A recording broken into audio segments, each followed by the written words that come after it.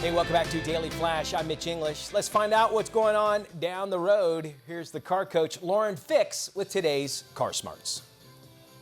Did you know that most drivers fear self-driving cars? Because drivers are increasingly unsure about autonomous technology in vehicles, and they fear the car taking control away from them and prefer to drive it themselves.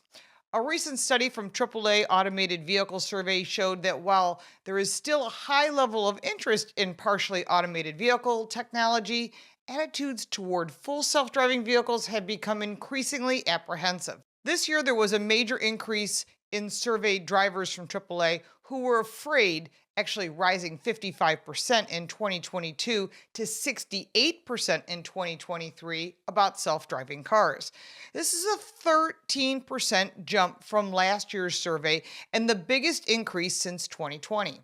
There is also a need to dispel confusion around the automated or self-driving vehicles because AAA's survey found that nearly 1 in 10 drivers believe they can buy a vehicle today that drives itself while they sleep or eat or whatever it might be.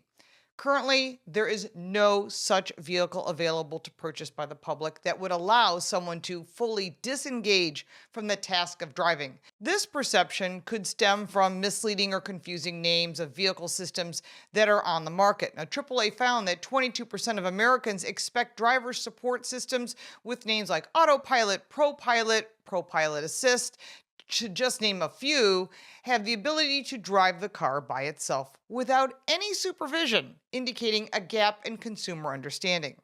Just to clarify again, full self-driving vehicles are capable of operating without a human involvement, and a human driver is not required to control that vehicle at any time, nor required to be present in the vehicle's driver's seat while it's moving. There's no such thing. These vehicles are not available to purchase for consumers and are classified as Level 5 automation as defined by the Society of Automotive Engineers, of which I am a member. However, it's important to note that consumers are not entirely opposed to advanced driver assistance systems known as ADAS, A-D-A-S. More acronyms. Advanced vehicle technology in itself.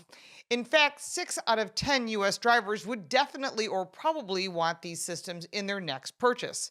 Examples of ADAS would include blind spot warnings, cross traffic alert, lane change departure, pedestrian alerts, adaptive cruise control, and automatic emergency braking, which do work, especially if you understand how they work. And many consumers are confused with all these 3-letter acronyms, and each brand has their own terms. And it is confusing. And having standardized acronyms would help drivers know which technology is and what it does and how to use it, making it consistent and easy to understand for all drivers. As of today, we are at Level 2 automation. This means that Active Driving Assistance, ADA, another 3-letter acronym, combines the tasks of braking, acceleration, steering through combined use of adaptive cruise control and lane keeping assists. This is what you're seeing available today. Mercedes-Benz is the only one so far working on Level 3. Now, this technology is not meant to replace the driver or your attention, and recent AAA research has found inconsistencies with ADA performance, reinforcing the need for a driver to remain fully engaged. That means you can't eat, you can't sleep, you can't be ignoring the road. You're still driving a 5,000-pound vehicle. I'm Lauren Fix, and you can find this information on my website, carcoachreports.com and dailyflashshow.com.